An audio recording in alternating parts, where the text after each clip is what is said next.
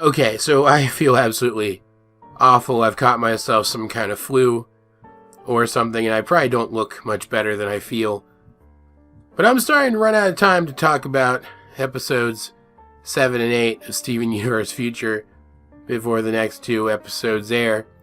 So I figure I've got to do it, and I got to do it now. So I'm going to try and knock both of these out in the same recording session, starting with the episode Snow Day, which I know I said I liked a very special episode a lot, and that hasn't changed.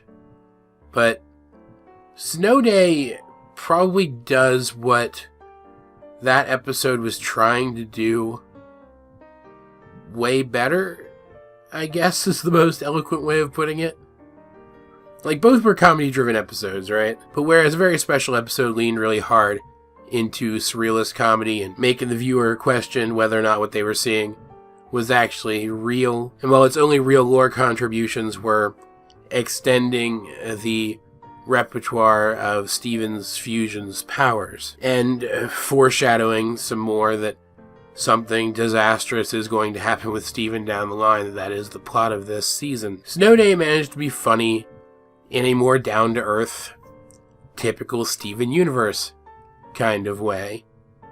And it contributed to the lore a whole lot more than just some random fusion trivia and some foreshadowing. Like, there's foreshadowing here, too. It also foreshadowed that something catastrophic is going to happen to Steven. But it also just built the characters a lot.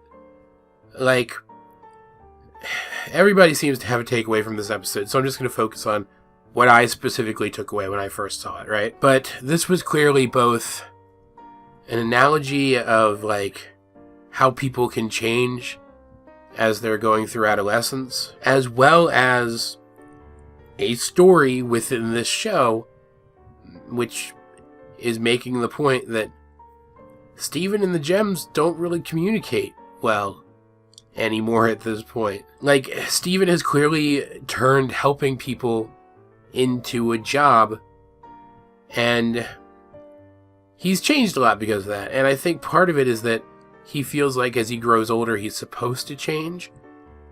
And also, I think the kid's depressed and going through a lot of shit. Pardon my French. And I think focusing on what he sees as his work is his way of coping with that. But he clearly sees helping people as a job now, whereas before he just helped people because he liked to help people. And it hurts to see it. It's a real bummer. But he's also very short with his family. It's clear that he isn't making an effort to communicate with them. Like, the Gems are at fault in this episode too in a lot of ways, and I'll talk about that. But it's clear that they're at least trying to reach out to him, where he's not taking the effort to reach back. Like, there's a lot of things about him that they don't know. Like, they don't know he gave up the cheeseburger backpack. They don't know that he's eating vegetarian now. But at the same time, it really does feel like the episode is trying to make the point that they would have expected him to tell them those things, and he never did. And yeah, part of the problem here is probably that the Gems still don't quite understand human aging. They've never really dealt with somebody who's going through adolescence. It's quite possible that they just haven't caught on to the fact that he's not quite the same person anymore that he used to be, but he's also very obviously giving up things that he doesn't actually want to give up yet, which is why the episode ended with him playing Steven tag with the Gems. But the Gems also want him to go back to the person he was. They want him to be classic Steven again. And he's grown so much since then that wanting him to revert to what he was is harmful, and it's wrong. And I fully understand his reaction to being compared to classic Steven through the game of Steven Tag, which is why at the end the Gems had to accept him for who he is now.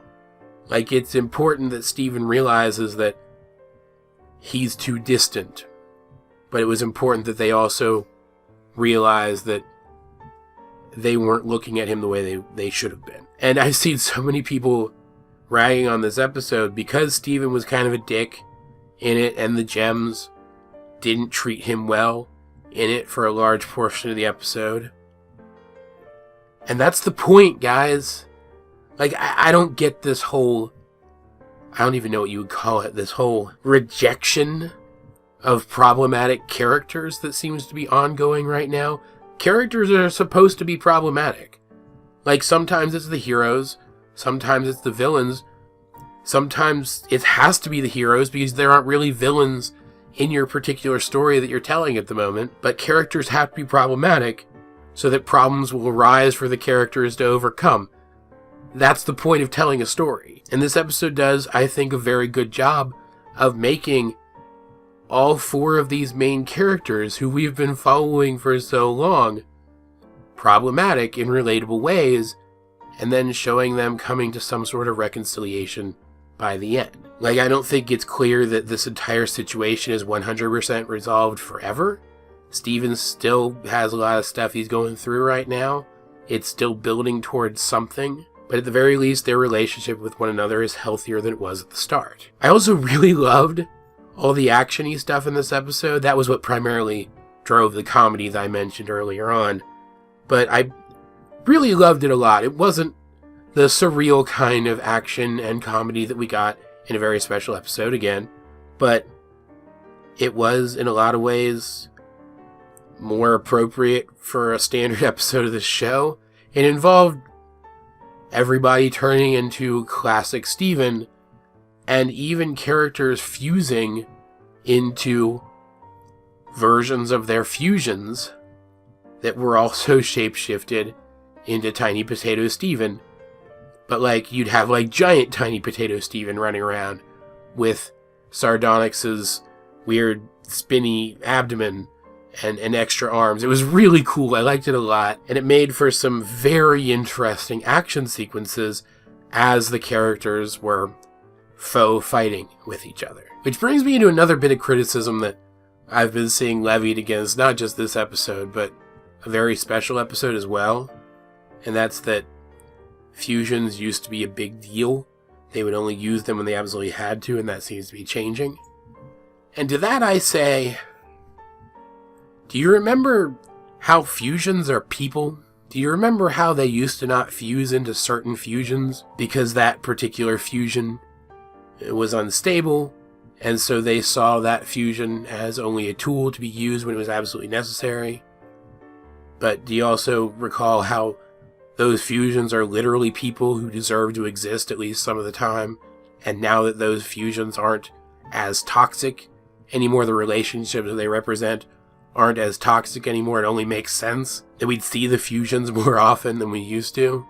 It's not that hard of a concept to understand. I like this. I like that we're seeing these characters more than we used to see them. It acts as a very visual reminder of just how much the characters have grown. Just like seeing Pearl shapeshift into Potato Steven as part of the Steven Tag game was a very visual representation of how much she's grown and how much she's overcome her past traumas. She's no longer left so paralyzed by the act of shapeshifting into Rose Quartz to shatter Pink Diamond that she can't shapeshift anymore. I love that so much, and the episode even acknowledges it. Despite the fact that he's clashing with the other gem characters, Steven still takes a moment to point out how proud he is of Pearl for coming so far. I love this episode a lot. It's super wholesome. It builds the characters a ton.